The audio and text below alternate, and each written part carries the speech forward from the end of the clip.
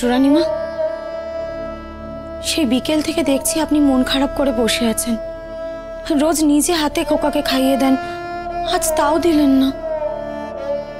ভালো লাগছে না চন্দ্রলতা, উনি বাইরে পড়ে রইলেন, আর এদিকে আমি খোকার বিপদ কাটানোর জন্য মা বিপদতারিণীর ব্রত পালন করতে চলেছি।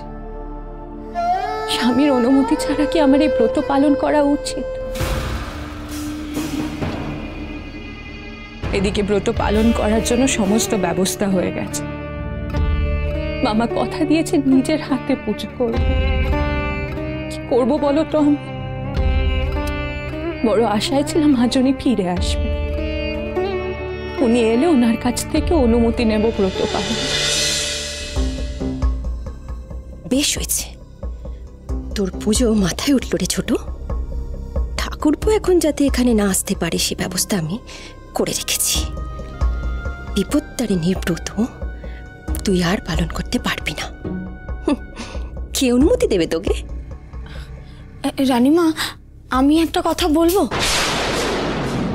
তোমার কথায় তো আমার সমস্যা মিটবে না চন্দ্রলতা।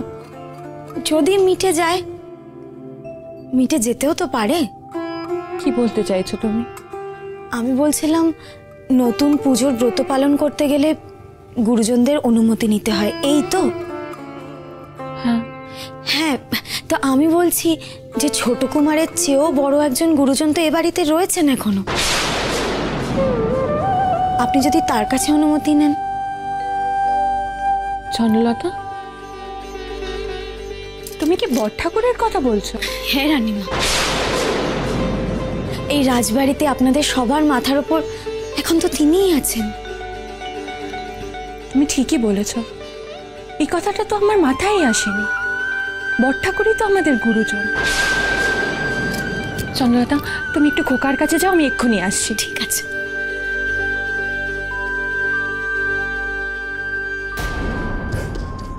এই চন্দ্রলতা দেখছি আমার সব ইচ্ছের উপর জল ঢেলে দেবে। আমার স্বামীর এখন মনের যে অবস্থা, উনি নিশ্চয়ই ছোটকে অনুমতি দিয়ে দেবে পুজো করার। এখন আমি কি করে ওনাকে আটকাই?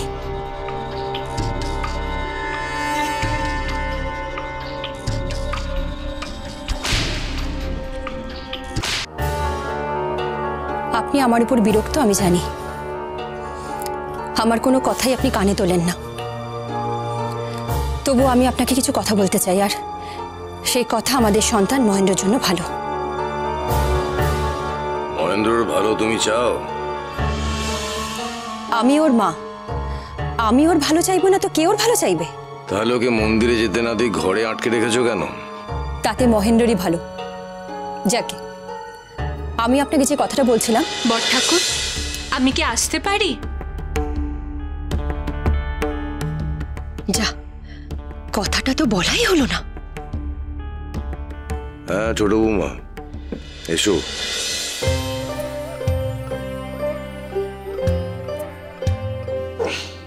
আজ আপনি কেমন আছেন?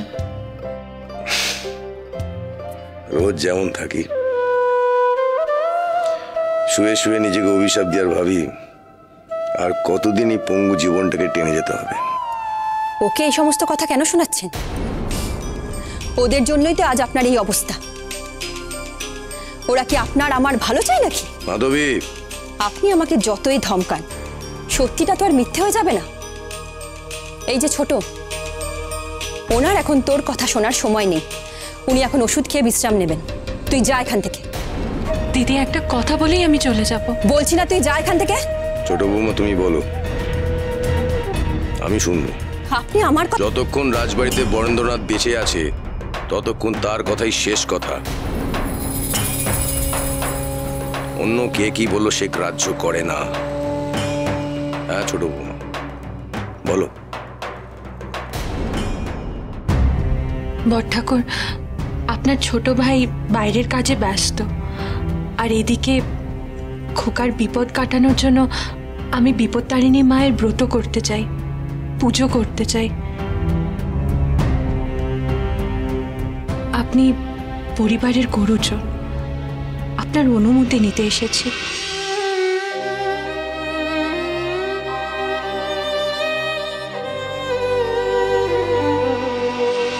মতো এত বড় একটা বিপদ তোর জীবনে থাকতে বিপত্তারিণীর পুজো তুই কি করে করবি রে ছোট? কাল আমি এমন ব্যবস্থা করব যে বিপদ থেকে পার পাওয়ার বদলে চরম বিপদ নেমে আসবে তোর আর তোর ছেলের জীবনে।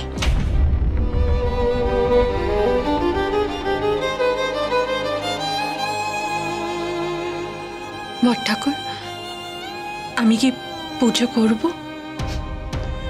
ছোট বৌমা, আজ তুমি আমায় বড় মান দিলে। আমি যে এখন এই রাজবাড়িতে সবার বড়, সবার গুরুজন, সেটা তুমি মনে করিয়ে দিলে। আমার বাঁচার আশা তুমি জাগিয়ে দিলে ছোট বৌমা। হ্যাঁ ছোট বৌমা, বিপত্তারিণী ব্রত রাখার অনুমতি আমি দিলাম তোমাকে।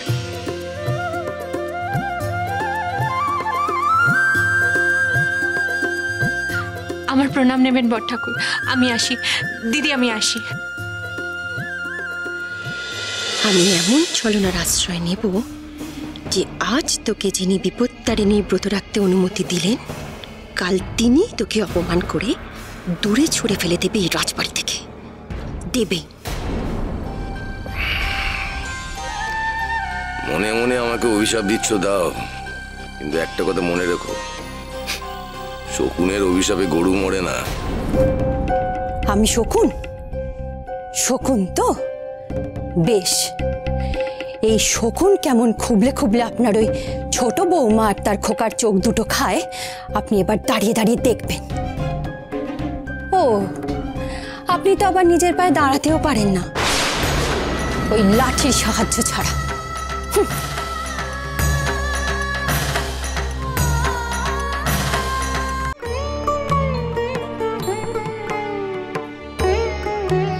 কাল স্বয়ং মা বিপত্তারিণী আমাদের দেখা দিলেন। আমার তো তাই মনে হচ্ছিল। কি অপূর্ব রূপ, দেখেই ভক্তি হয়। আমার তো মনে হচ্ছিল স্বয়ং মা দুর্গা উপস্থিত হয়েছেন। মনটা ভরে গেল। জয় মা বিপত্তারিণী। বামার হাবে ভাবেও মনে হচ্ছিল মা বিপত্তারিণী স্বয়ং এসেছিলেন। আপনি তো পুণ্যবতী রানীমা, কজনের ভাগ্যে এমন হয় বলুন তো? আপনি দেখবেন খোকার কোনো বিপদ হবে না।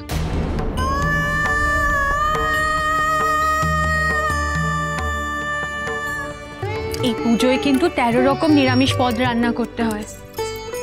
সব তো হয়ে গেছে, শুধু এই পরমান্ন রান্না করলেই হয়ে যাবে। হ্যাঁ, তাই তো দেখছি আপনি একা হাতে সব করে ফেলেছেন।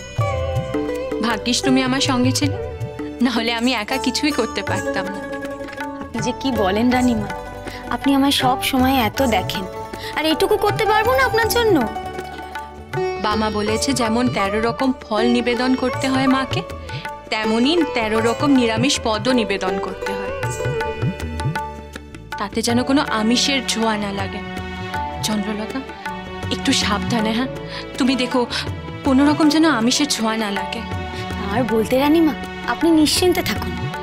চন্দ্রলতা, তুমি কিন্তু পাহারায় থেকো। এই পরমান্ন নামিয়ে আমি একবার খোকার কাছে যাব।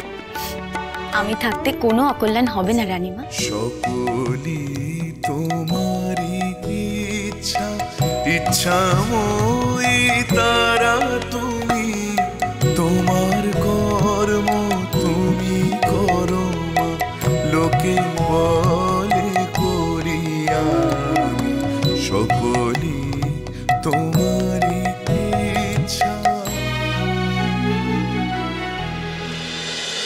মহাপি